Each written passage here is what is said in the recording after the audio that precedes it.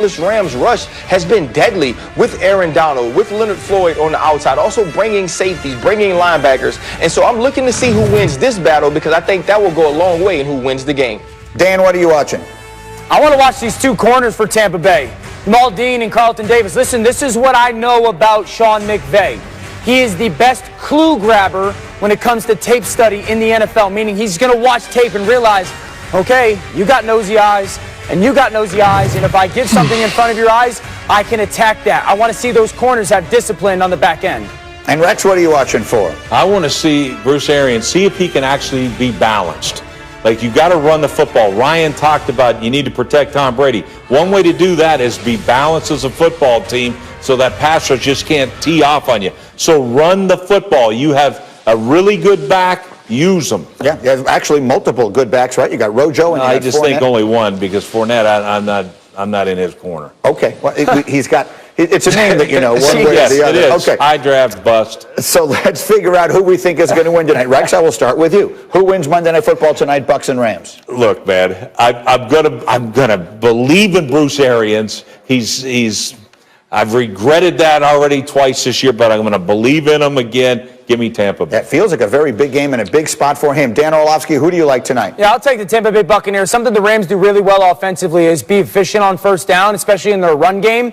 And the Bucs defense is outstanding stopping the run. I think they're going to kind of play or force the Rams to play behind the chains, and they'll protect Tom Brady enough. I'll take the Bucs. I have a feeling I know where this one's going to go. Ryan Clark, who you like?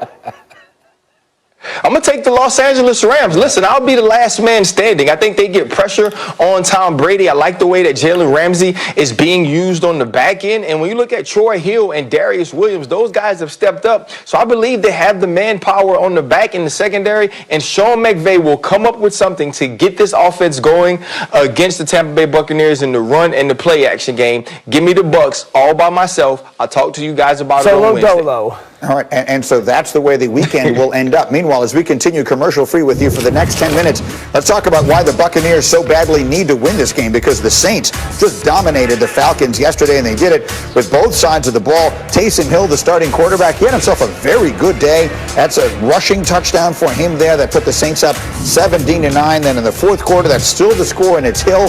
We know he can run with the football, Dan, as he takes it in here. He actually was the Saints' leading rusher in this game. Yeah, Greeny, these are the plays that you kind of get intrigued about with his skill set, right? That play action pass, no one's there. He's got that awareness, that second play reaction to create some offense and scramble. And then the story of the game was his defensive line. This defensive line hunted Matt Ryan all game, leading to 8 sacks. And so, again, 8 sacks, and that was the storyline here, regardless of who the quarterback was going to be. In this game yesterday, that Saints defense was going to be good enough to win it. And so we're going to do something new here. I begin my radio show every Monday with my takes on things we saw yesterday. So I'm going to give you a couple of thoughts on what we saw yesterday and see what this crew thinks. RC, I'm starting with you. Regardless of what happens tonight, the New Orleans Saints are the best team in the NFC. Agree or disagree? I agree with that. I agree. I think that right now you can't say that either of these teams playing tonight are better than the Saints, especially with that defense playing the way they are. But that's also predicated on Drew Brees coming back. Much like last year when Teddy Bridgewater was playing, I kept saying the Saints are the best team. The Saints are the best team. It was because of the defense and what I knew this offense would be when Drew was at the helm. And when you look at this team playing the way they play now, I keep seeing visions of what it looked like against Tampa Bay.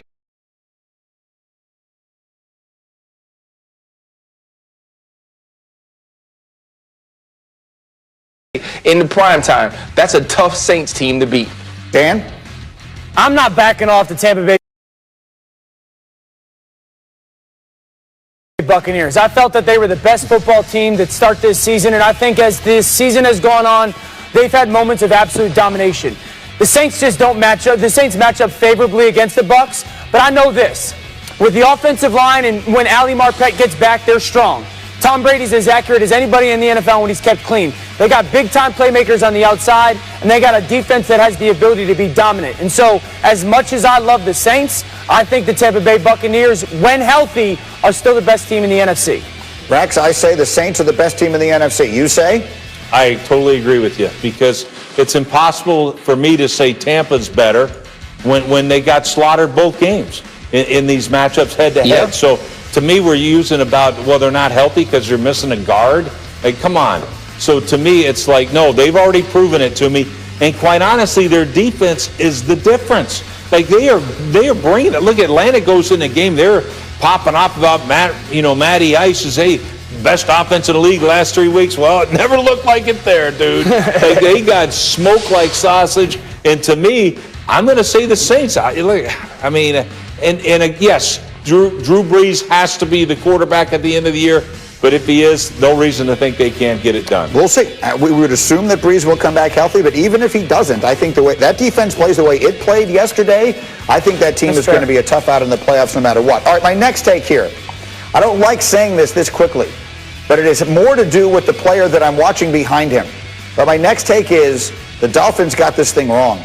They should have taken Justin Herbert ahead of Tua Tagovailoa. Dan Orlovsky, your reaction? I agree, and I think the world of Tua. But what I have seen from Justin Herbert is absolutely superstar qualities. You're talking about what style of quarterback do you want in 2020 moving forward? You want a big, powerful, strong-armed, athletic, twitchy, big-time playmaking ability quarterback. Justin Herbert is that. He is the walking definition of that. It's why I think the Chargers would be the #1 destination for a head coaching opportunity if they move on from Anthony Lynn. As great as I think Tua is, I think that Justin Herbert is going to be a top 3 quarterback in the NFL very quickly, like 2021, 2022 quickly. Rex, you even before the draft were singing the praises of Justin Herbert. What do you think? Yeah, I mean, come on, let's face it. But every team blew it. Look, the Bengals got the right guy. Why? That is Ohio football. That was the right guy for you. Doesn't mean he's better than Herbert. Herbert's the best quarterback. So to me, absolutely, Herbert's the guy.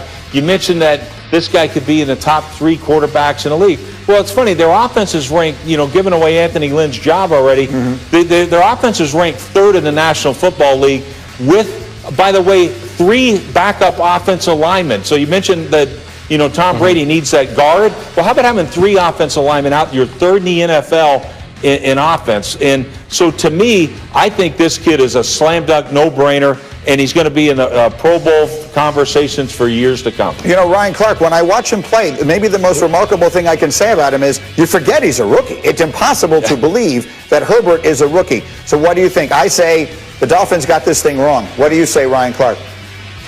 100%. I took a lot of heat for asking that question on Twitter after Justin Herbert played against Drew Brees on Monday night. But when you watch what he can do physically, and you also look at him and the type of quarterbacks he stood across the sidelines from and outplayed or played with, whether it was Drew Brees, Pat Mahomes, or Tom Brady, this kid has never looked out of place. He's never looked young. He's never looked scared. And the athleticism and the arm strength and the accuracy and the efficiency from the pocket or outside of the pocket has been absolutely amazing. This dude is a star. And I agree with Rex. Maybe everybody got it wrong because he sure looks like a can't-miss quarterback right now.